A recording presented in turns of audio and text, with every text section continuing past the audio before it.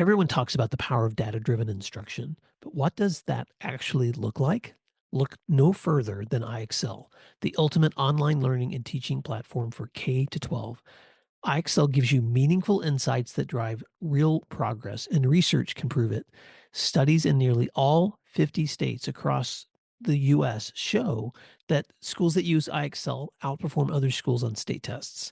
Educators who use iExcel love that they can easily see how their schools are performing in real time to make better instructional decisions. And iExcel doesn't stop at just data.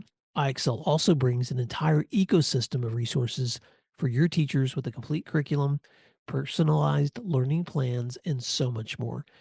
It's no wonder that iExcel is used in 95 of the top 100 school districts. Ready to join them?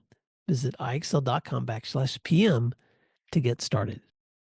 You're listening to Monday Matters, a Principal Matters podcast production. Hi, friends. This is Will Parker back with my co-host, Dr. Jen Schwanke, for another Monday Matters. Jen, I would really like to bring a topic to today's listeners based on one of your recent newsletters, which, by the way, your newsletters, Principal Problems, every single week I look forward to reading them. And if you're not subscribed listeners, go to Jen's website right now at jenschwanke.com and sign up. You just wrote a post recently on tips for interviewing, and it brought back so many memories of my own. So I thought, let's just take a Monday Matters and talk about some of the thoughts you have around interviewing, some of the lessons you've learned, and I'm happy to share my own as well. Absolutely. Yeah, I got so many emails about this post, and I think it's because it's not very typical. It is not tips for interviewing as in, go in, dress a certain way, sit up straight, answer whatever. It's more about the mindset that we use when we go into interviews. And I said in there that it's about the ughness of interviewing. I am a terrible interviewer, Will. Terrible interviewer. The way my mind works, it's like an underground ant farm. Like there's all of this stuff going on, and it's very hard for me to speak with eloquence and clarity when I really want a job. And that's kind of the point of the newsletter that I sent out. There were three things I really wanted listeners to think about. First of all, it's not great to want it too much. If you are going into a job more frightened about what happens if you don't get it than excited about what you do, that's probably a red flag. And I've done that.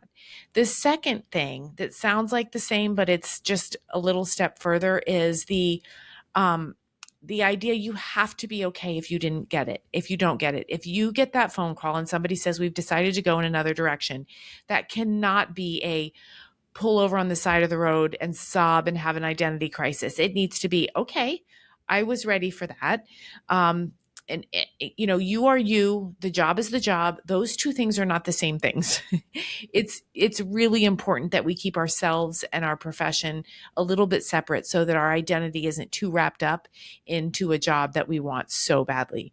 And then the final thing, I really, really believe this. I think about a couple of times in my life where I was buying my first house, and I badly, badly, badly, badly wanted a house, and I didn't get it, and I was crushed. And in every situation, when you don't get a house that you put a bid on, there's a reason, and it's 10 years down the road, you're like, thank goodness that house isn't my problem right now.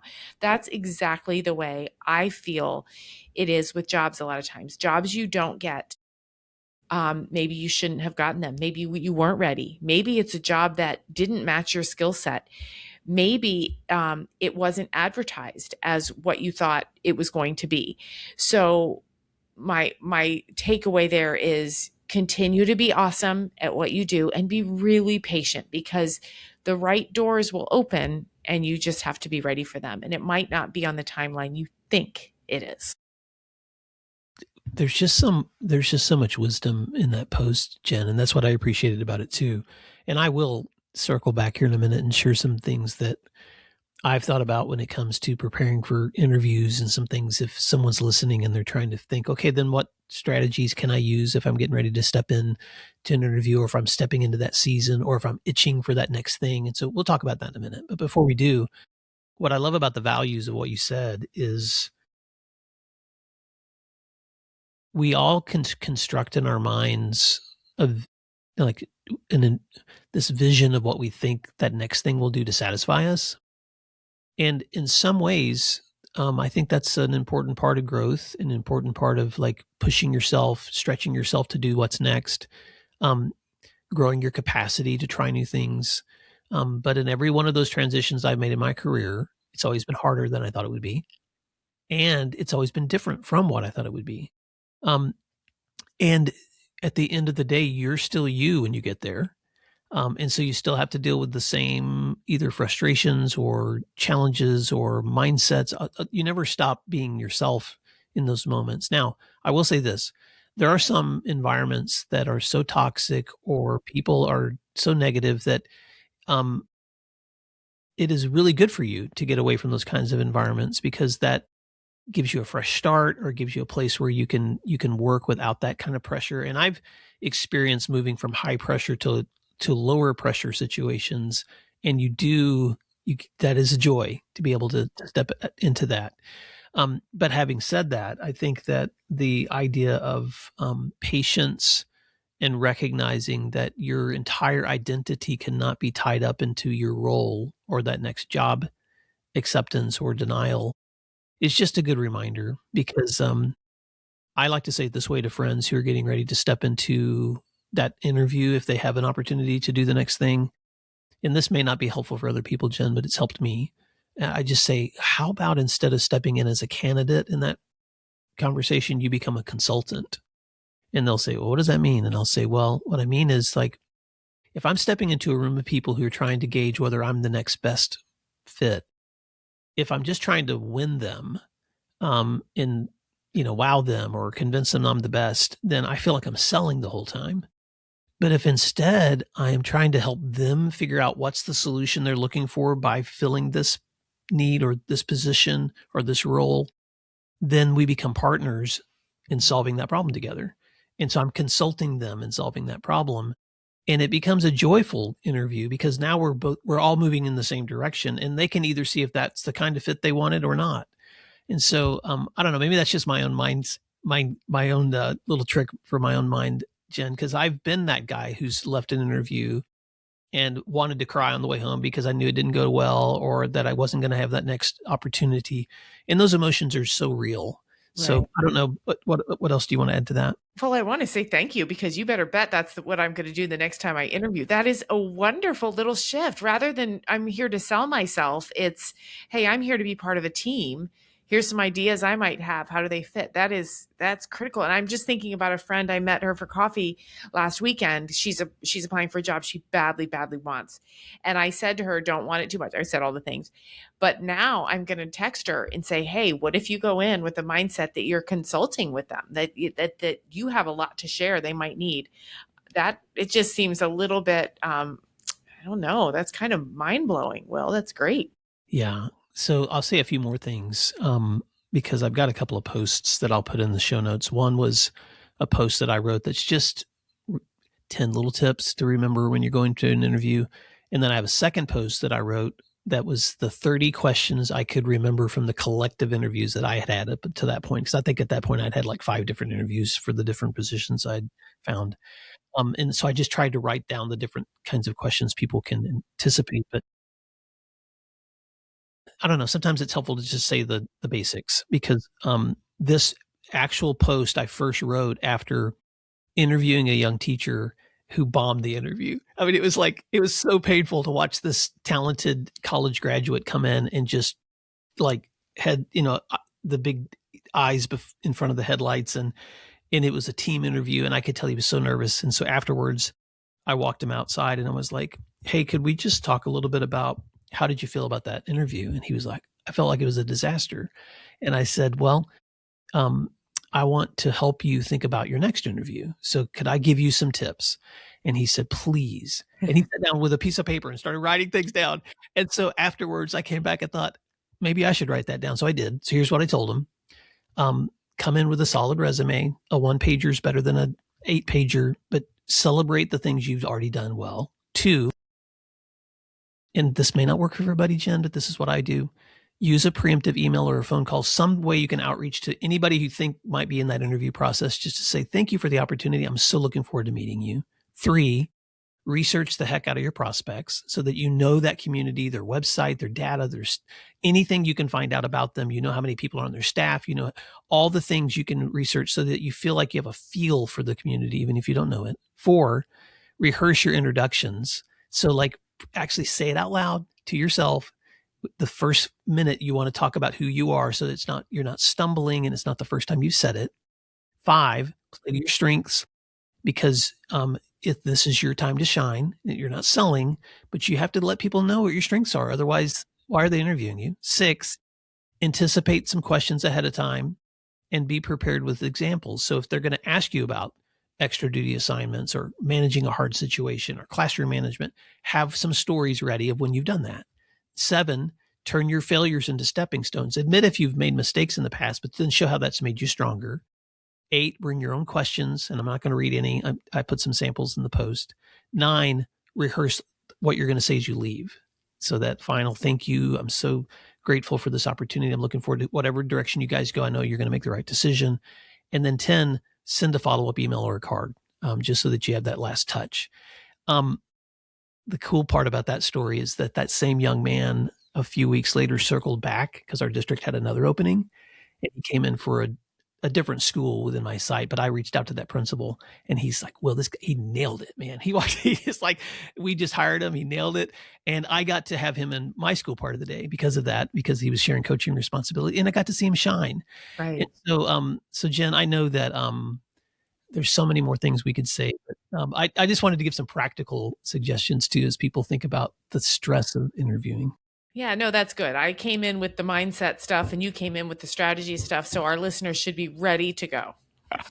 Well, here's the thing I want to say to listeners. If you are getting ready for a transition and it would be helpful to have a thought partner on the other side of you, reach out to Jen, or you can email either one of us.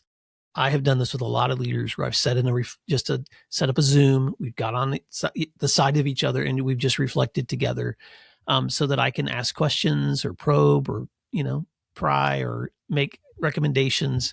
If you wanted to enter a longer commitment with us and say, could you coach us before, something like that? Sometimes we've done that. I'm not suggesting that that would work for everybody. And some people want to make that a formal thing and some don't. But Jen, I just want to invite people to continue to learn with us as we move forward. But thank you for that post. That was a great post. And I loved how open and transparent you are about your own emotions. And failures. My failures. Yeah. And failures. Yeah. As we wrap up, I'm going to tell a vulnerable story. Okay. I didn't plan to tell this, and it makes me uncomfortable to even remember it, but I'm going to tell it anyway. Because I want to be real with our listeners. But I remember one time when I was trying to move from AP to principal, and it eventually happened, but I had a number of interviews for other school districts where the answer wasn't yes. It was not yet, or could you consider this other thing? And I remember in particular, I had a friend who had a really good job, and he made more money than I did. He had a nicer house than I did. He'd just bought a brand new car. And I remember I was coming back from an interview where I knew no was what was getting ready to happen. And this brand new car passed me by. And I'm just looking at the one I'm driving, and I'm thinking about how much I wanted another opportunity and a promotion.